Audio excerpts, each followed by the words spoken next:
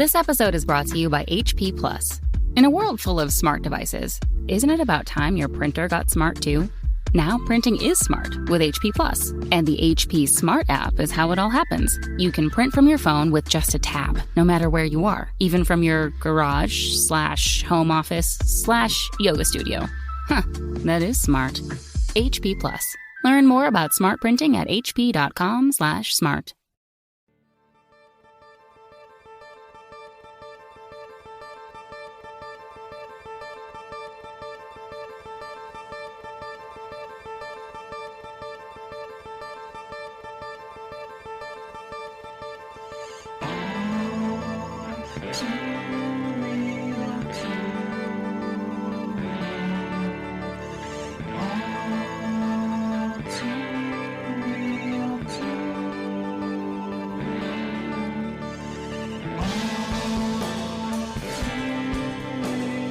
Okay, everybody, welcome to the latest episode of All Too Real 2. My name is Michael E. Cohen II, and with me, as always, is Matthew Whitford House. Okay, that's a good name. I'm Stargirl's cousin. Well, not cousin. A brother that she didn't know she had. So I get to be like Starman, I guess, at some point. Oh, we haven't really discussed the mechanics of it yet, but well, you know, you gotta have goals in life. Yeah. You know, I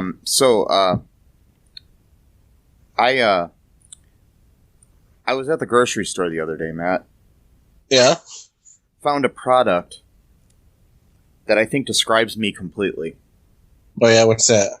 Okay, Kraft makes a white American cheese singles. So, I'm a white American. I'm cheesy and I'm single. So I'm thinking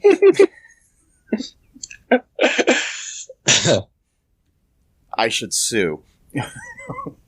Yeah, you might make a lot of money from it. So yeah. I mean, actually,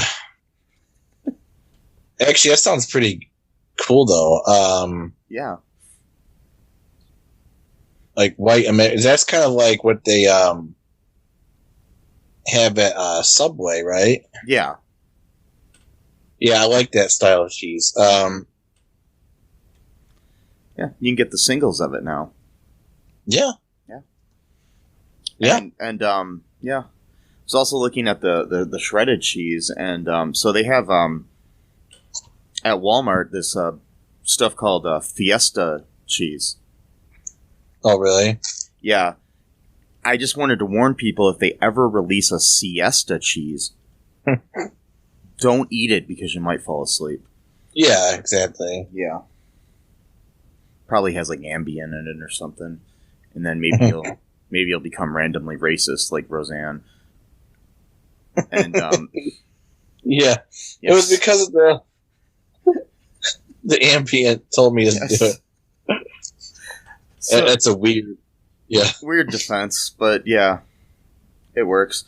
So, anyways, on today's show, we are covering the last 3 episodes because we fell behind of Stargirl season 2. Let's get right into this, Matt. Okay. Sure. I'm going to start with episode 2 of season 2. It was called Summer School Chapter 2.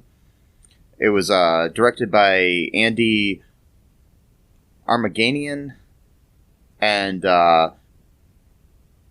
written by James Dale Robinson.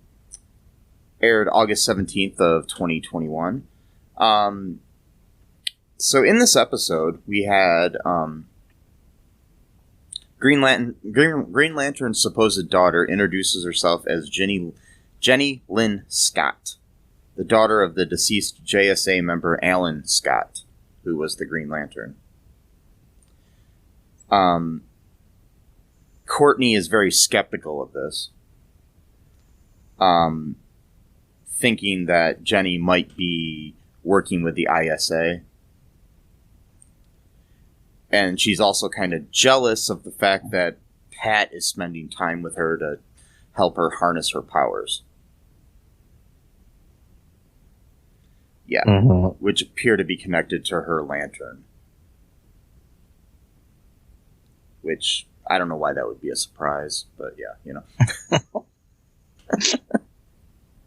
Yeah, exactly. Yeah. No, because Courtney, what I really liked about this episode is that for the first season, and even with this season, I've been increasingly becoming frustrated with this whole gag of, like, Pat, like, not being, like, a real member of the JSA, and he's just Starman's sidekick, and it just, there's always, like, this diminishing role of Pat that I guess is supposed to be played for laughs, but at the same time, it's like, well, wait a minute, he, you know, built, like, this huge robot, he's the one that was searching the country for, like, the remnants of the JSA and all this stuff, like, for the artifacts, and, you know, so, like, Jenny was the first person to say, like, oh my God, you're Pat Dugan, like, you're a complete legend, and everyone's like, he is, and he's like, I am, and she's like, yeah, you're stripesy and all this kind of stuff, and I just really like that, you know, aspect of it, that, like, finally Pat is getting his due somewhat, because, like, I just never got this idea of, like, Pat's a lowly sidekick to Starman, and he's really not, like, legitimate. Like, I'm like, where does this idea even come from? Because the person I'm seeing doesn't reflect what they see in him. You know what I mean? Yeah, I mean, well, the thing is like, he may have been, but, you know, in the comics, we've had situations like where Robin becomes Nightwing and things of that nature, you know, where sidekicks outgrow the sidekick aspect, you know, and become their own person, you know? Mm-hmm. I mean, even Andy Richter had his own sitcom. So, that's right. Yeah. I remember. But you know what I mean? Yeah. So, it's, he has his own podcast right now, too. So, yeah. It's a really good everyone does it. Yeah. Everyone does at this point. Yeah. I think if you don't have a podcast, there's something wrong. Right. But,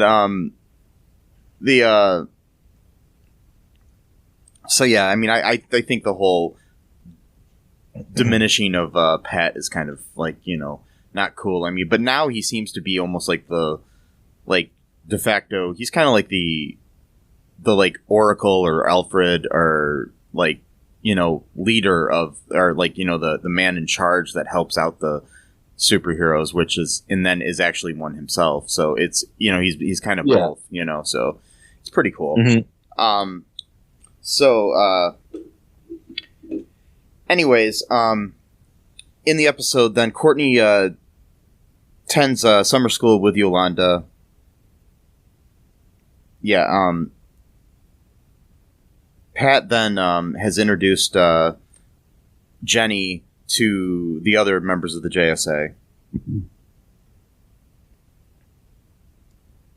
Courtney berates her, but later apologizes when she realizes that she is jealous that Jenny is actually the daughter of a superhero while she is not, which, you know, is something she thought all of last season. Yeah. Yeah. And plus, too, like you said, of all the attention she was kind of both jealous and I think felt a little bit guilty because, you know, she was always treating Pat kind of somewhat badly and stuff, whereas Jenny is automatically started looking up to him from, like, the start. Yeah. So then she kind of wishes that that's how she treated Pat from the beginning, kind of thing. Yeah. And I think the thing that Courtney needs to come to grips with is that her dad is a superhero, meaning Pat, because Pat is really the only dad she's really had. You know what I mean?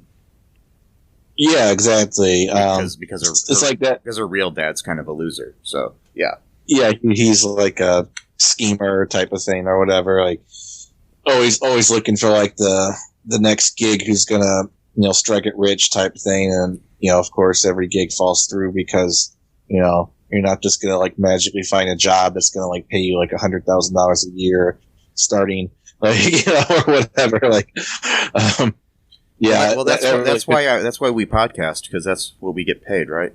Oh yeah, we get so much money from it. Yeah, I know.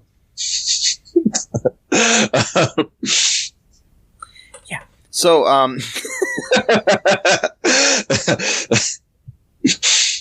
oh boy. So oh, it's fun. Anyway, so Jenny is actually just kind of she's feeling really isolated and emotional about her brother, because her brother's missing. His name is Todd. She ends up breaking the lantern and strengthens her powers. Pat deduces that she herself is the energy source and not the lantern. I still don't understand. I don't really understand that. I thought the whole point was, the whole point of the Green Lantern was that it was transferred from one person to the next, and then, you know what I mean? Like, you yourself are not the Lantern, you know what I mean? Yeah. So I don't know. Maybe they'll do something new with this, but... Speaking of Green Lantern, I think in the future we should actually cover for our Crisis on Infinite Films series. We should we should cover the Ryan Reynolds Green Lantern movie.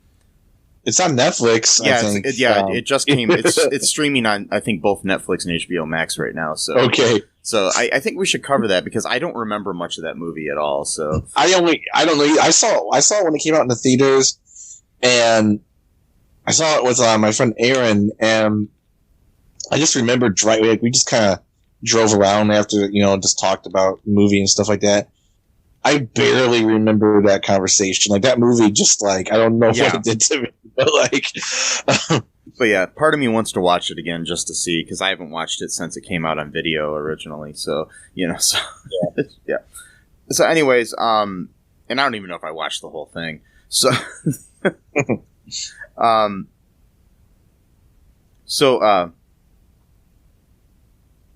Pat deduces that Jenny herself is the source of energy, not the lantern, which I don't understand either.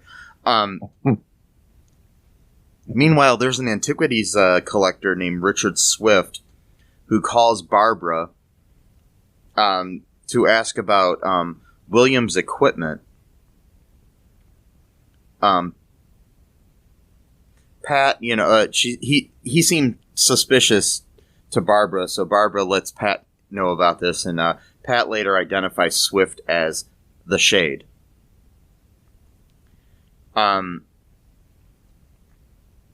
Elsewhere, we see Cindy, who visits her stepmother, Bobby Berman.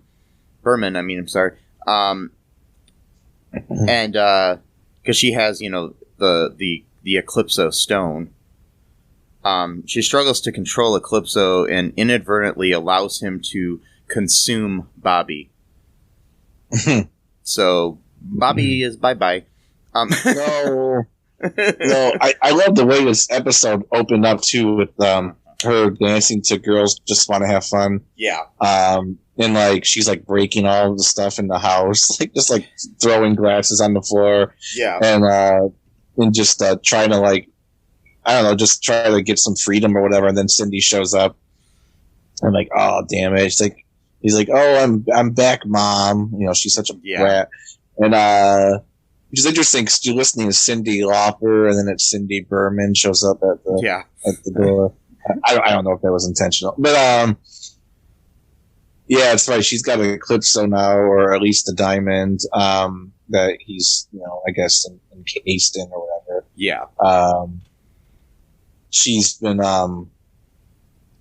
trying to restart the ISA or just make her own version of it. So, we see more of that in the coming episodes of the progress. Yeah. Progress of that venture. Yeah, so, I mean, the thing with this episode, it's like, I'm still, it's, we also have the fact that, in this episode, too, Jenny ends up just, like, kind of disappearing and going away. Yeah. I was like, I hope she comes back, 'cause that's a pretty big. Oh, I'm sure she will. I'm sure she will in future episodes. But yeah, because she went to go look for her brother, probably. Oh, that's the other thing too. So she kind of grew up in a foster home. Yeah, and she got kicked out because she just turned 18, and that's, I guess, what they do. Like, you can't stay here anymore, so bye. I'm like, wow, that's great. Yep. And yep. And she just just goes, and because she was staying over at the Dugan's house for a few days or whatever. Yeah, and then the one morning she was just gone. That was after she absorbed all the power. She could actually fly and stuff like that, and so that's cool. Yeah. So, do you want to take a break right now, Matt, and then come back and talk about the next episode? Yeah, let's do that. Okay, we'll be right back, folks. After a word from our sponsors.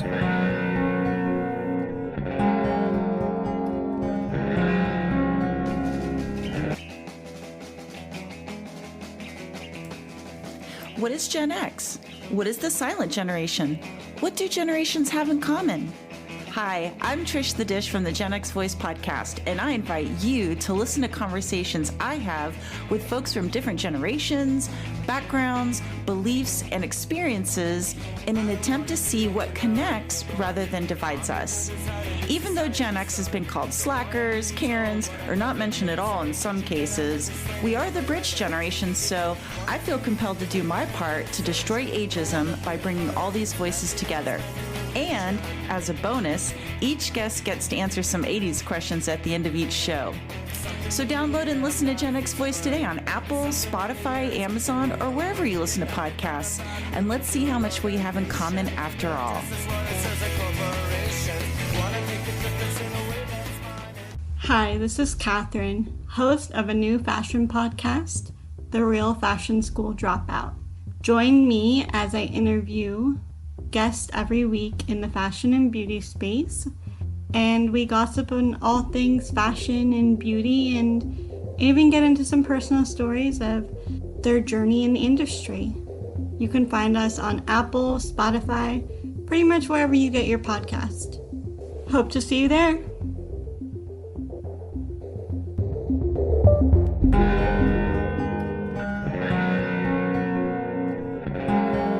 And we are back. So, yeah. During the break, Matt and I were talking about Pop-Tarts because we were hoping to get them as a sponsor. For the past 3 years. Yes. Now, if you're listening, Kellogg's, please, because corporations are people now, so Kellogg's is just a person that listens to our yeah, so, exactly. So yeah, so Kellogg's, if you're listening, yes, please let us talk about Pop-Tarts and how great they are. Yeah, like we'll promote the hell out of Pop-Tarts every single episode. Mm-hmm. So, and if you don't want to sponsor us, maybe we'll just start talking about like great value version toaster pastries. No. Or just strudels or whatever, Yeah, like toaster strudels. Yes. Yeah, we'll just totally ruin you guys by talking that up. Those are instead of what we really want to talk too. About. Yeah, I know. They are good, but nothing beats just the Pop-Tart. Good consistency. You got that nice little crunch or crumble. Just love them. Just love Pop-Tart. Always have. Always will. I tried the wild cherry a couple weeks ago. It's been a long time since I did that. I liked it. The only thing I didn't like as much was the crust was a little bit different than the strawberry. Yeah, it's like I guess they use like a different like the wild cherry crust is a little bit more brown, and it's kind of it's got like these little like indentations on the end that the strawberry doesn't, but it was okay. I got used to it after a couple, tarts or whatever. So yeah, it'll be okay. Yeah. So know who else likes Pop-Tarts? Stargirl. So that's what I've heard. And Mike Dugan. Mike loves Pop-Tarts. Oh, yeah, he does. He talks all the time, yeah. Yes. So, speaking of Mike Dugan, Ooh. yes, in episode 3 here, which is called Summer School Chapter 3, directed by the beautiful Leah Thompson. Awesome. You know, from Back to the Future and Howard the Duck fame. Yep, Howard the Duck. Yeah, she really wants to. She wants to reboot Howard the Duck and direct a new movie. Really? I really hope she gets to. She's directed a lot of Stargirl episodes. So Really? yeah. So Awesome. yeah. So I think, Or should I say, so cool? yes. So, anyways, this was written by Turi Meyer and Alfredo Septine. This aired on August 24th of 2021. So, okay, here's how it starts. 11 years ago, JSA member Johnny Thunder meets with Pat to discuss Johnny's genie-like partner Thunderbolt. Johnny Thunder is played by Ethan Embry in the past too, so yeah, which is kind of interesting. In the present, we see Mike Dugan experiencing trouble with his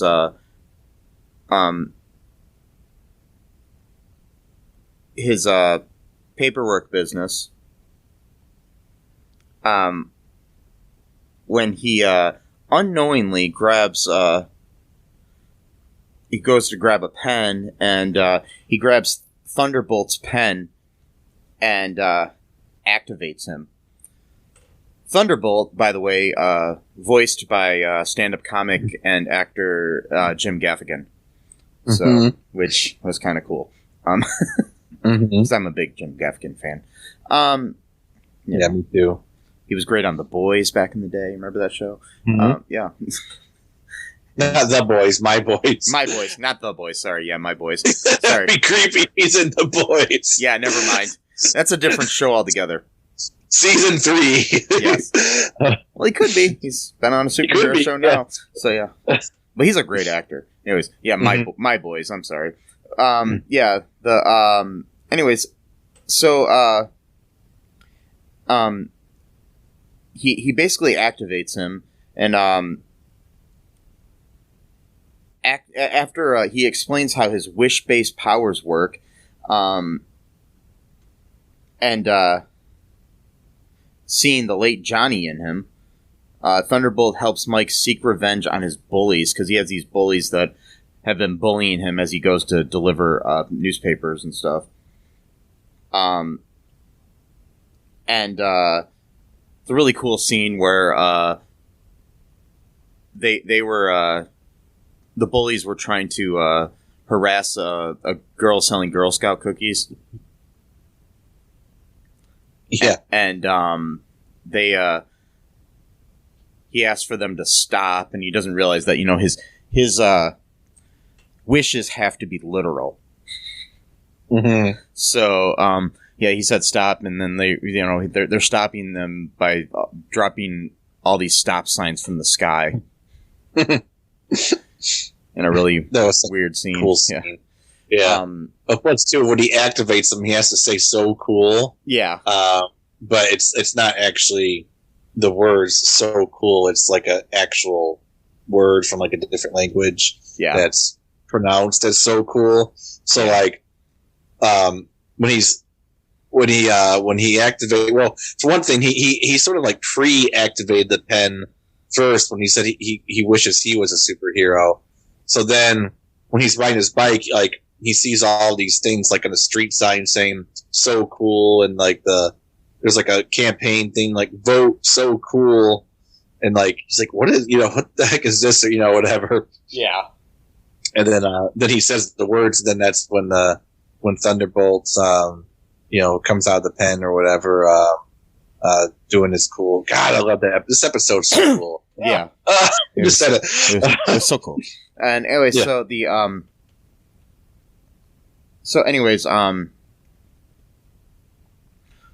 Courtney and Yolanda end up seeing this. So they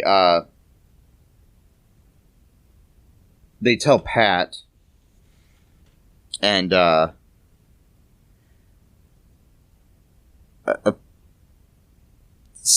basically they learned that Johnny's last wish before Johnny Thunder died, was for Thunderbolt to make a new friend.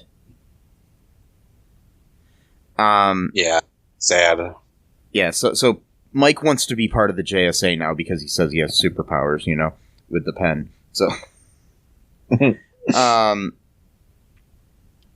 so Pat ends up, after debating and stuff, ends up allowing Mike to stay, Mike and Thunderbolt to stay together and help the new JSA. They're looking for the Shade. And they end up figuring out where his location is. Mike and Thunderbolt do. And so the JSA goes to confront him. To confront the Shade. They fail to capture him before he escapes. Because he starts using all of his powers on them. And he's trying to explain that he's trying to explain that he's not doing this for bad means or whatever, so. He's really just wants them just to leave him alone. He's, explains to them, very patiently, mind you, like, we had, similar, goals at one point, but I was really never a part of the ISA,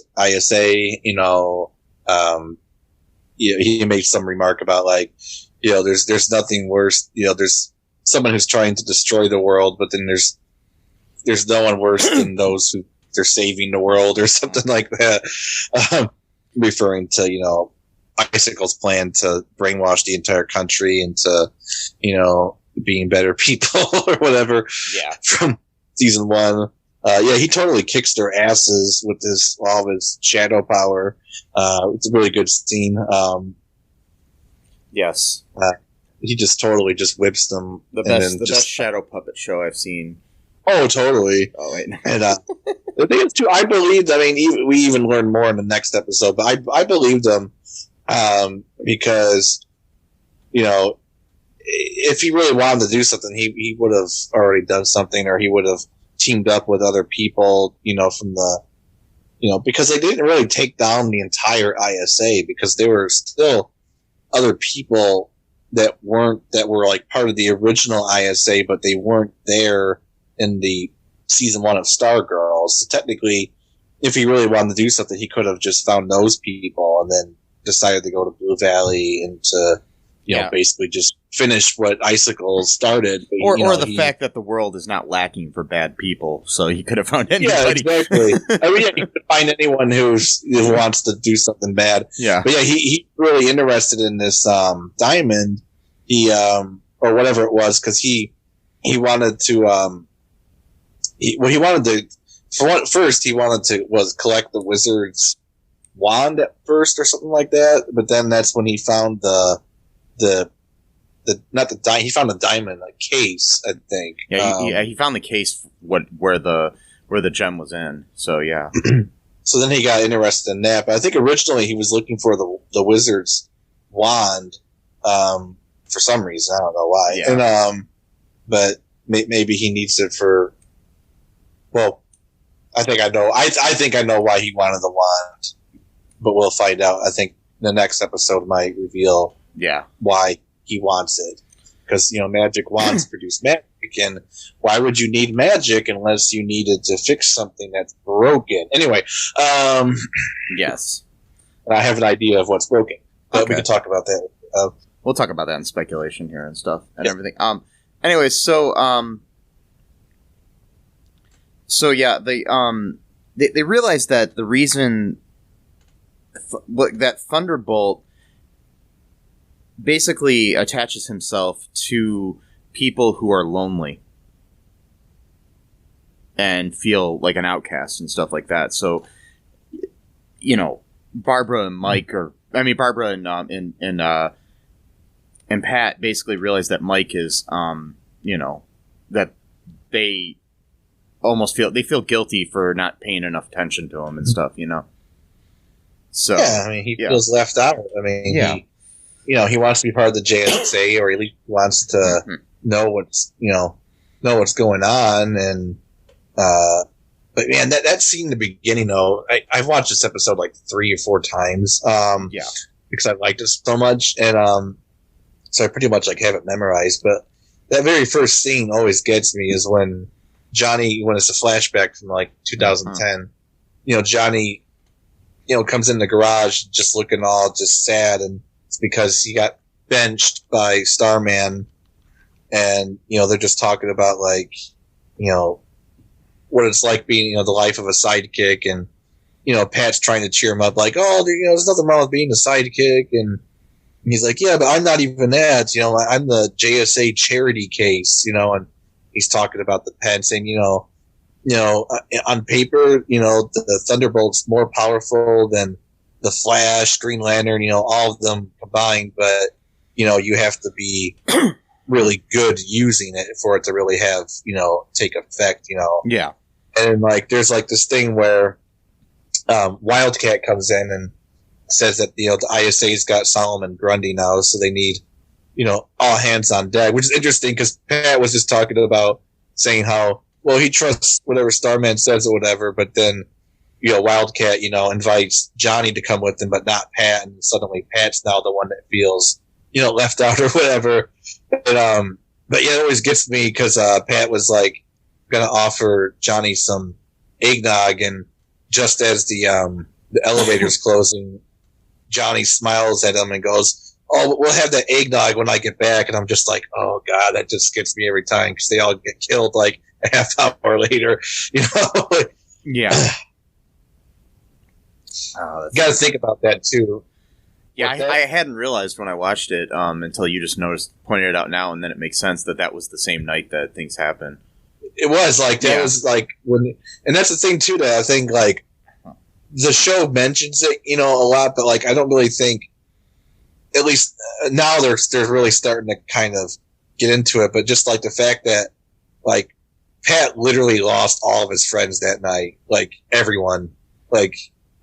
Yeah. And you know what I mean? Like, he doesn't really talk about it that much. And when he does, he's really kind of abstract about it. Probably just because it's just so much emotion welled up thinking about it, Yeah. Like, imagine losing all of your friends in one night. Like, it's just.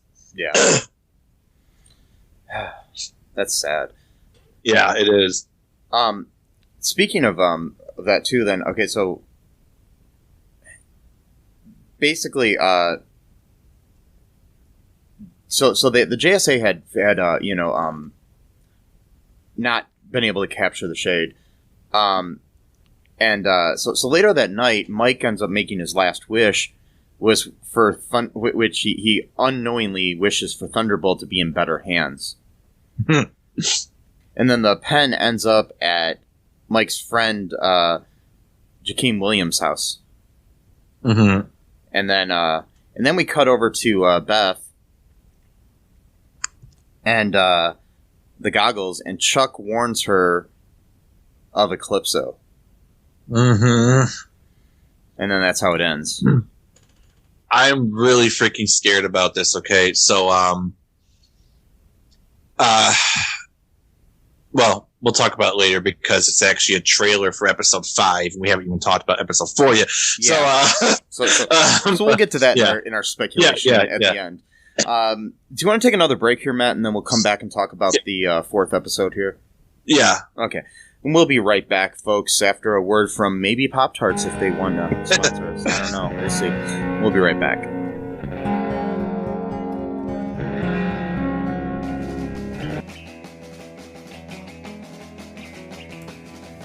What is Gen X? What is the silent generation? What do generations have in common? Hi, I'm Trish the Dish from the Gen X Voice podcast, and I invite you to listen to conversations I have with folks from different generations, backgrounds, beliefs, and experiences in an attempt to see what connects rather than divides us. Even though Gen X has been called slackers, Karens, or not mentioned at all in some cases, we are the bridge generation, so I feel compelled to do my part to destroy ageism by bringing all these voices together. And, as a bonus, each guest gets to answer some 80s questions at the end of each show. So download and listen to Gen X Voice today on Apple, Spotify, Amazon, or wherever you listen to podcasts. And let's see how much we have in common after all. Hi, this is Catherine, host of a new fashion podcast, The Real Fashion School Dropout. Join me as I interview guests every week in the fashion and beauty space, and we gossip on all things fashion and beauty, and even get into some personal stories of their journey in the industry.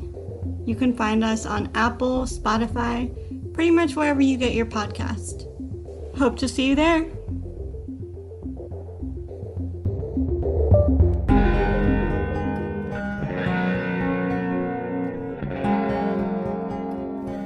And we are back. Okay. So, on to the next episode here, Matt. This is entitled Summer School, Chapter 4. Again, directed by Leah Thompson. Written by Taylor Streitz. It aired on August 31st of 2021. So in this episode, we start out with Cindy recruiting Isaac into the new Injustice Society, which is called Injustice Unlimited.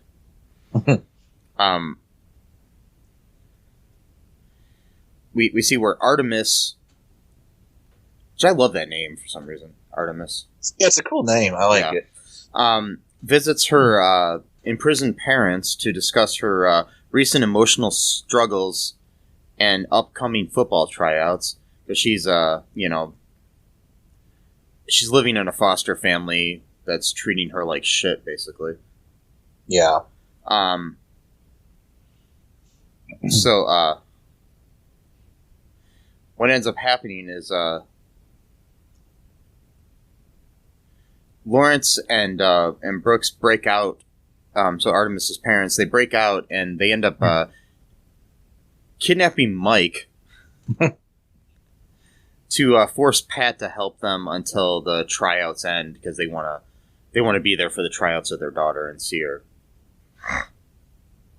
And they really have no other ulterior motive here. So yeah, it's really interesting. They're just being good parents. Like, yeah, we just want to encourage our daughter, and then we'll break back into prison, and then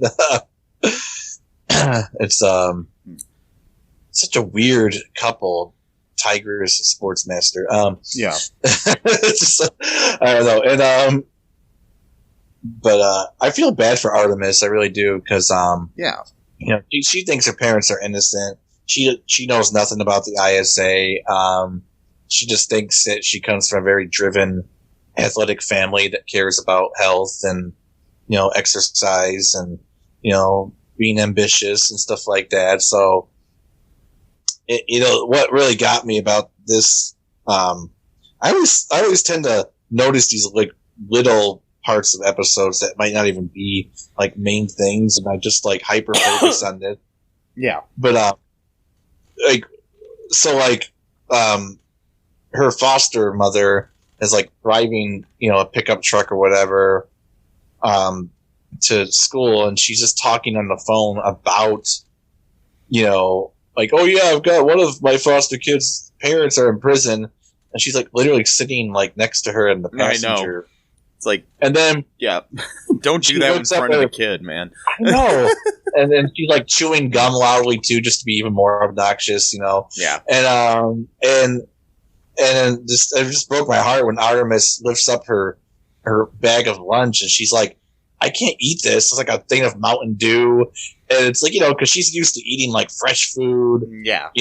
Like basically like power foods, because like her family her parents are complete health nuts, and she's like, I can't eat this, and she's like, well, what are you talking about? It's like, I have tryouts today. What am I supposed to do for fuel? It's like, oh, well, you figure it out, and it's like, Jesus Christ, like, Yeah, yeah, because there's like a scene that we have later where Courtney's trying to be nice to her and give her an apple. And then, her anger comes forward and she ends up like crushing the apple and being all sad and everything. So it just sucks. Being all sad, yeah. Like when I'm sad, I just crush an apple with my bare hands. Like you do. Like you do. Yeah. That's the other thing too. So is there, all right, in the comic books, I haven't really looked into it that much, but are Sportsmaster and Tigress, and I guess by extension their daughter, are they at least partly metahuman? Like, not to the point where like they have like huge powers like the Flash, but like a little bit, because like I think so, but I'm not 100% sure. Okay, because when she threw that football, it went way farther than like a normal person would be able to throw. And I remember in the first season when Tigress and Sportsmaster fought off Our Man and I think Stargirl, he was like, was like juggling these baseballs before like hitting them at people, but like it looked like the balls were like moving in a way where it would not be like a natural way. Like it was almost like they were like levitating a little bit. So I was wondering, like, are they like? I mean, they're like degrees of being a metahuman, like those who have just like insane powers and those who have like a little bit, Yeah, it's like, yeah, I don't think they have superpowers from what I've read online. I mean, I don't know. It's hard to say. Okay. They may or may not. I mean, in this adaptation of them, but I don't think in the comics they did. But I could be wrong. If anybody knows that and wants to let us know, just message me at mike@cullenpark.com. I would like to know more about them. I've done a little reading here and there, but not much. So it's hard to say. But I don't think that either one of them really have superpowers. I think it's more just like their abilities, their like natural abilities, like of, and determination to, be, superior sportsman type people, Right. Yeah. I mean, because the thing is like,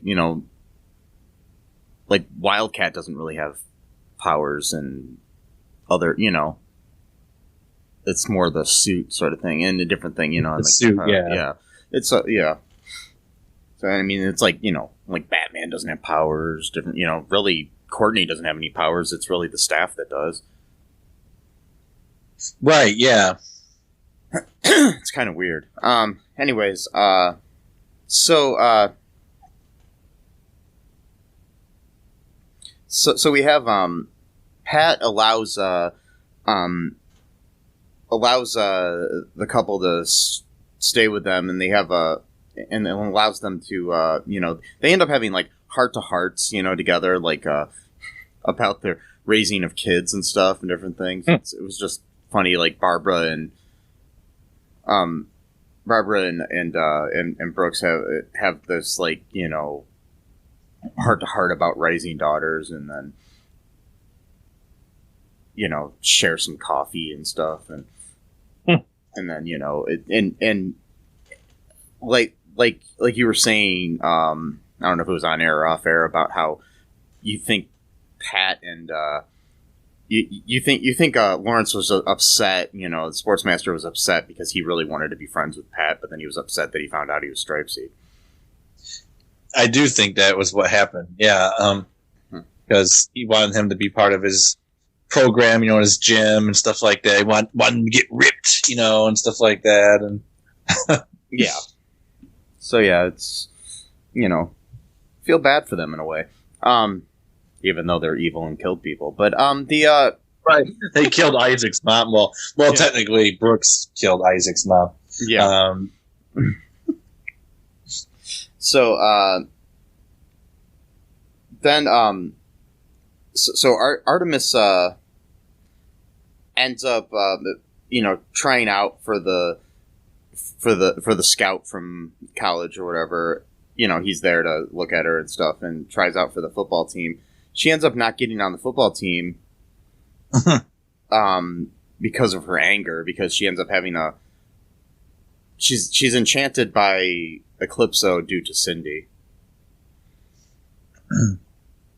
And has this vision where there's like these SWAT team type people trying to get her family there in the crowd watching the tryouts, and ends up attacking Courtney, who's there, because she is having these visions that Courtney is one of these SWAT team members.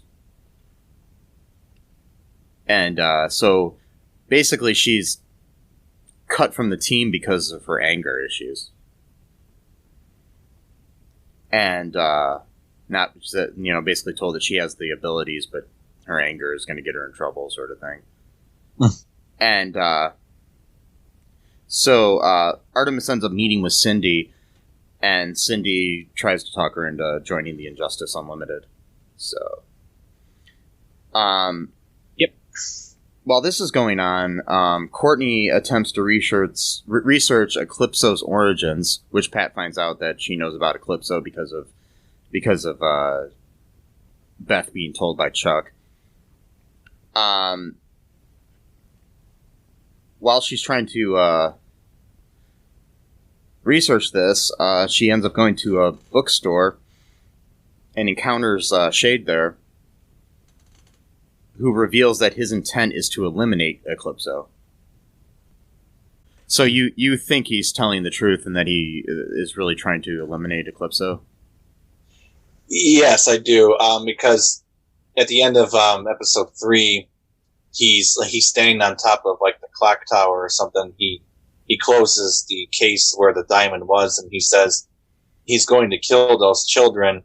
And he had like a look of concern on his face, like he wasn't going to allow that to happen. So I think he's telling the truth, because he also told Courtney too. He said, don't you know there's a difference between bad and evil? A bad person, you might break a rule here, do something there, but Eclipso is like just the complete manifestation of evil itself. And he also too, he mentions how he killed Dr. Midnight's daughter, which is kind of weird for him to mention to Courtney, like almost like he cares about this. Yeah. That it just seems odd that he would bring that up, because they still think he killed Dr. Midnight, and he's been denying it for the past 2 episodes. Like, oh, so you were there, what happened and stuff like that. You have no idea what you're talking about, and if he had killed Dr. Midnight, he just would have just been like, yeah, I killed him. We find out. So I'm starting to wonder if he kind of has almost like a soft spot for Dr. Midnight, because, he's talking about the fact that Eclipso killed his daughter when she was just 10 years old. That was the girl in the first episode who was being enticed by that little boy to go to the birthday party and steal one of the presents. And, yeah. And that was Dr. McNider, but his code name is Dr. Midnight. That was his daughter, and then Eclipso killed her. And we find out how she was killed, because when Eclipso killed Bobby Berman, it basically just like a pile of ash, essentially. And after he takes the person's essence or whatever, we find out later that so Dr. Midnight keeps trying to contact Beth here and there, and he can only talk for a few seconds at a time, and it always cuts out. And she thinks it's his AI coming back, because that's who Beth was talking to throughout the first season. But we find out that it's actually Chuck himself who's talking, not his AI. Yeah, it's Dr. Midnight himself, and he's actually wandering through a dark location at the end of the episode. So he's stuck somewhere in some kind of realm of some sort, like a shadowy realm. So yeah. So obviously, the Shade or Richard Swift trapped him there, and So I don't know. We'll see. But my theory is, for right now, is that given the fact that he mentioned the fact that Dr. Midnight's daughter was killed by Eclipso, and that he, quote, trapped them inside the Shadow Realm instead of killing them that night when pretty much all the JSA were killed, I think his intention was to just take them back once the battle was over, but he doesn't really have complete control of it. And that's why I think back in season 2, when he was looking for the Wizard's Wand, maybe he needs a spell or something to be able to get back to that access of that. Like, maybe he doesn't have complete control over, like, the shadows or whatever, you know? And, yeah, he, like, basically, I think, trapped, Midnight there to protect him. Yeah, that's what I think. I mean, we'll find out, but I think that's what his intention was, because, you know, we keep being introduced to these ideas, like the difference between bad and evil and, you know, things like that. And, how he wasn't really a member of the ISA. He was more of like, he was there sort of like as a consultant role, if you will. Like, he wasn't actually part of the team. And so we'll see. But what scares me, when I did the trailer for episode 5 is, Paigey had a video where it says, Eclipso kills, and it has question mark. And what's freaking me out about that is because in the comic books, Eclipso kills Yolanda and Beth. And I'm like, if he does that, I'm not watching the rest of the season. It's over. Like, I'm just gonna not watch it. So it might be the last episode for me. I really hope that doesn't happen, and I don't think it will, because these characters are established and we care about them. I know that. Yeah. I mean, if anything, I could see them maybe killing one of them, but I don't think they'll kill both. You know? Yeah. I mean, I don't think. Hopefully, that doesn't happen at all either. Maybe somebody else will be killed. Yeah. Hopefully, not anyone that soon, or someone not anybody that we care about. Exactly.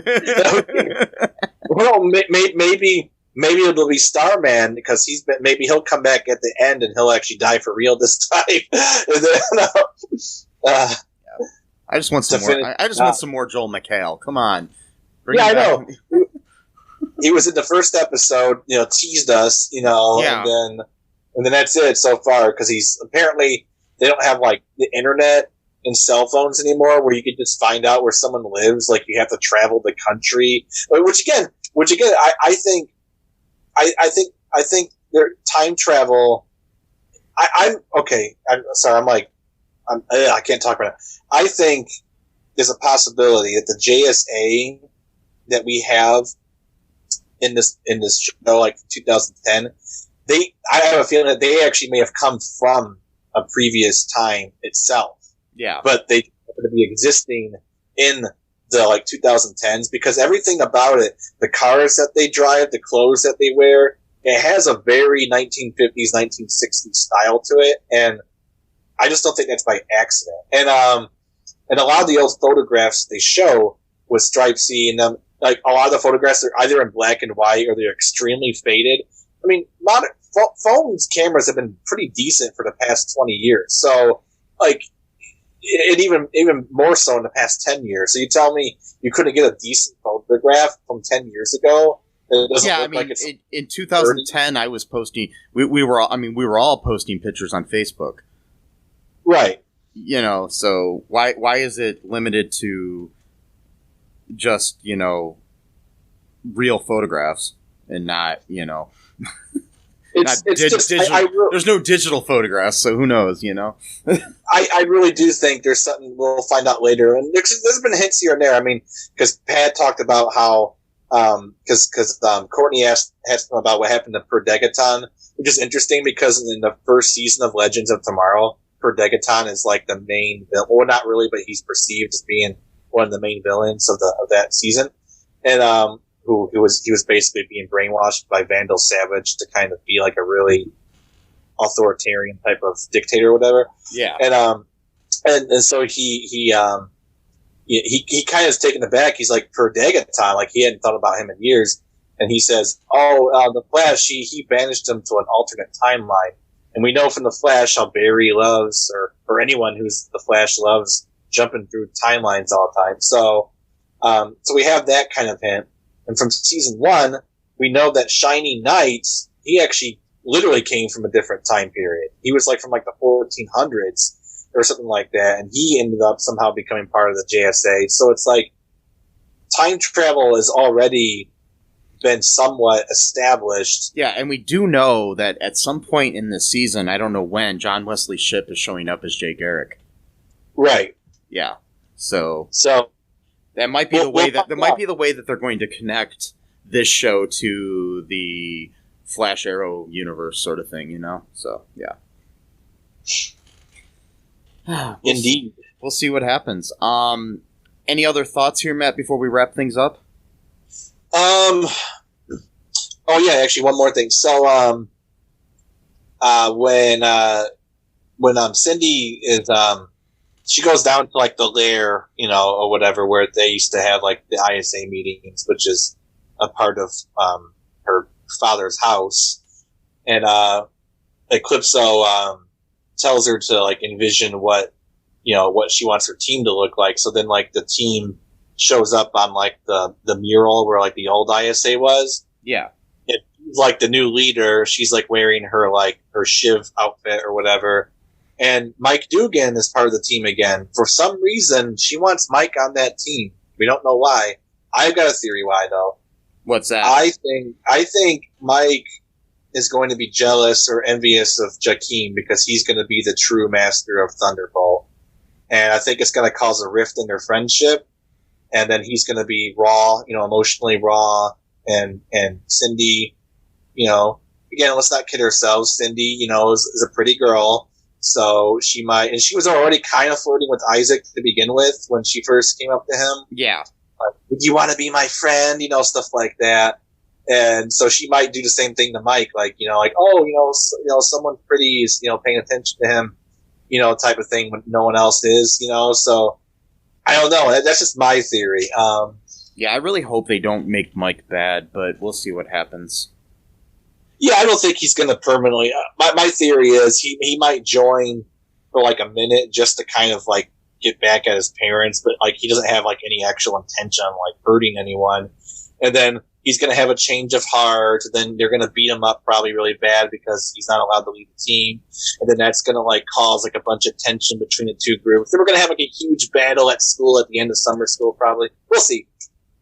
Yeah, we'll see what happens. Hopefully we find out soon. If you have any other thoughts yourself about speculation of future episodes of Stargirl, send them over to me at mike@cullenpark.com or on our All Too Real 2 podcast Facebook group. Those are the best ways to discuss this. Also, if you could, folks, give us a 5-star review on Apple Podcasts. It really helps us to get seen by people. If you have any other suggestions of how to share our show and how to get people to listen, let us know too. We want to help grow our community here, and we feel that you're part of it here, our listeners. Anybody that's listening, we love to hear any kind of feedback you have. If you think that we suck, let us know. Just whatever it takes. Eat your Pop-Tarts, people. Check out our Patreon, our TeePublic. Also, wear a frickin' mask, people. Wear a frickin' mask. Wear a condom. Not all the time, though. Only when you need to. Yeah. But yeah, get a vaccination, people. Don't take horse medicine. And, until next time, bye-bye. Thanks for listening to All Too Real 2 podcast, a Cullen Park production. Produced and edited by Michael E. Cullen II. Music by Matthew Hawes. Subscribe and share the show. Visit us at cullenpark.com.